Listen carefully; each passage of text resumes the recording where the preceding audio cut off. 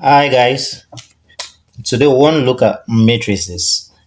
A matrix is simply a group of numbers or elements arranged in rows and columns within closed brackets.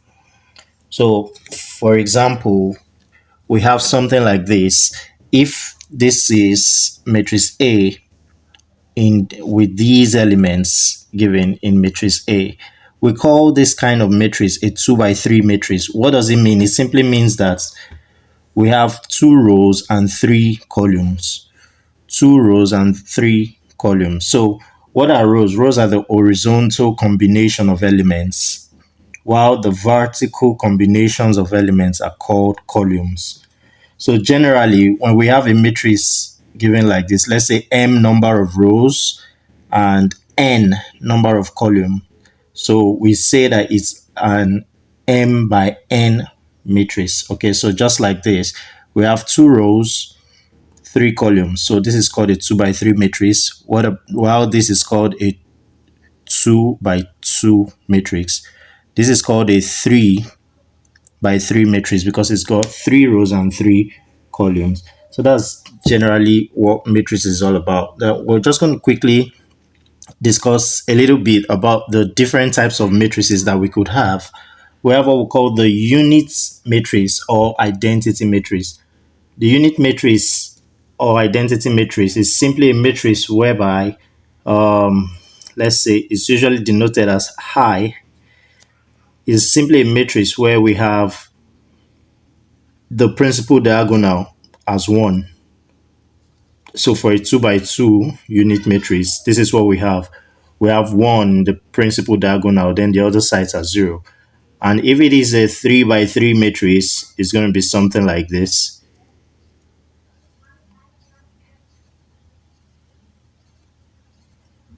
So this is called a unit or identity matrix. Then we also have, okay, so let me write it, units or identity matrix. So we also have what we call the null matrix or zero matrix. Then that is very simple, just like the name implies. The null matrix is simply a matrix that has zeros as its elements. Okay, so once you have a matrix with 0 all through as its elements, it's called a null matrix or zero matrix, null or zero matrix. Then we also have what we call a triangular matrix. Now, it's called triangular matrix for a reason. Is a triangular matrix simply a square matrix in which all the elements above or below the principal diagonal are 0. What do we mean by that? It simply means that if I have, let's say this is A, B, C, and I call this D, E, and I call this F, and of course these parts are 0.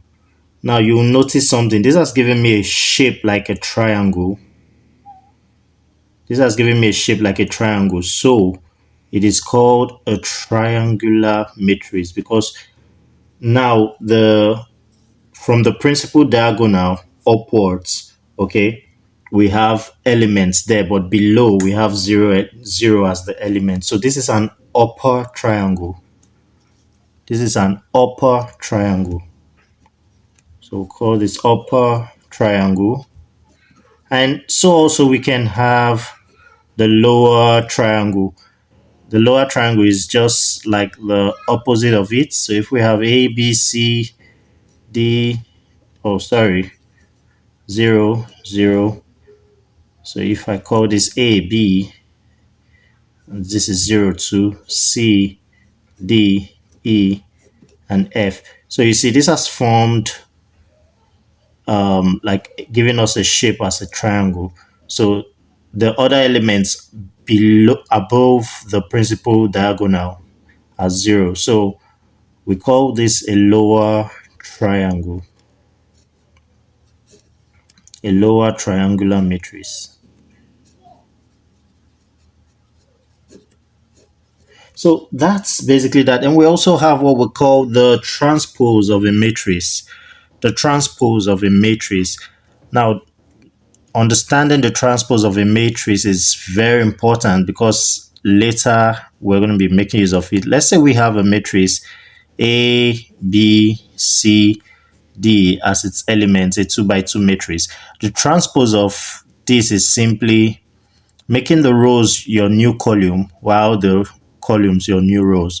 So in this case, AB, that is my first row, is going to now become my column, while CD is going to become my second row, my second column, sorry. So this is simply what it is all about. You make the row your column, and you make the second row the second column.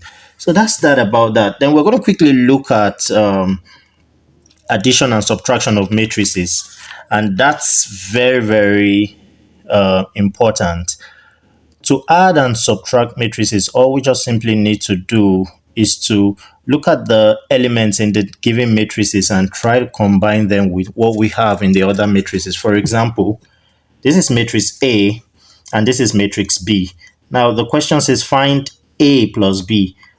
Now I'm going to look at this element here and this element here. That is the corresponding element in the second matrix we have.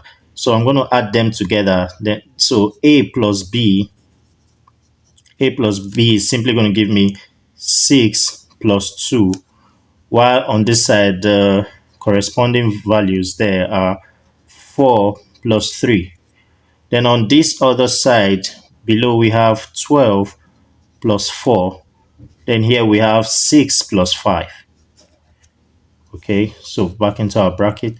Then we have, so 6 plus 2 is 8, 4 plus 3 is 7, 6 plus 5 is 11, and 12 plus 4 is 16. So that's what we have as the sum of the both matrices. Now we're going to look at the second part of the question, which says we should look out for A minus B.